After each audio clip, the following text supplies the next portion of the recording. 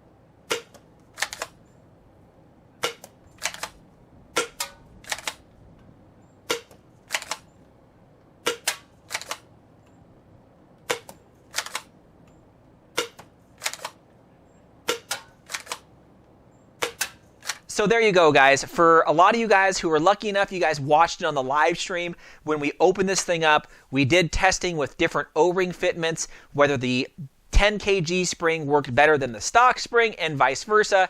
So we did a lot of tests to figure out, if these upgrades even make sense. Because I know some people are like, yeah, just throw a spring in it. But sometimes you can't just throw a spring into something and hopefully it shoots better. Sometimes you only have so much air you can push through regardless of how hard that spring is going to push. So with that said, what our findings kind of found out is with the upgraded spring, yes, I was getting about 15 more FPS than the stock blaster gets normally. But I just felt like the prime was just a little too much for, for the gains that I was getting. I was hoping for maybe 125, 130, somewhere right in there. So I ended up sticking the stock spring back in here. And what I noticed, I was now getting about 5 FPS more because of the brass plunger tube. And I assume because it's probably smoother, it's actually slightly bigger than the stock. And I was thinking, wow, 114 and I have the same prime. And it was more consistent. I noticed that I was getting shots about 114, 115 FPS, and it was really consistent comparison to, that 5, maybe 10 FPS variant sometimes.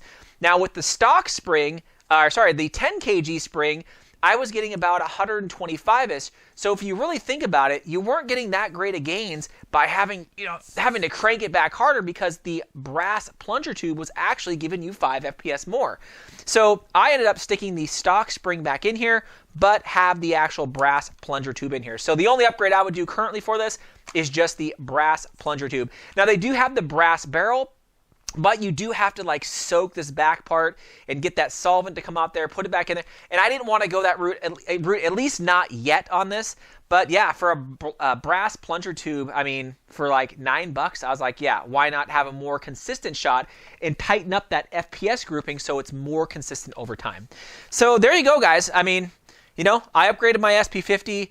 I'm super pumped for some of the other upgrades I got for some of my other blasters, but yeah, let me know what you guys think, or let me know if you guys have this thing and have upgraded, because I'm kind of curious about if any of you guys out there, upgraded your SP-50. Anyways, let me know what you guys think. Thanks again, Fox fans.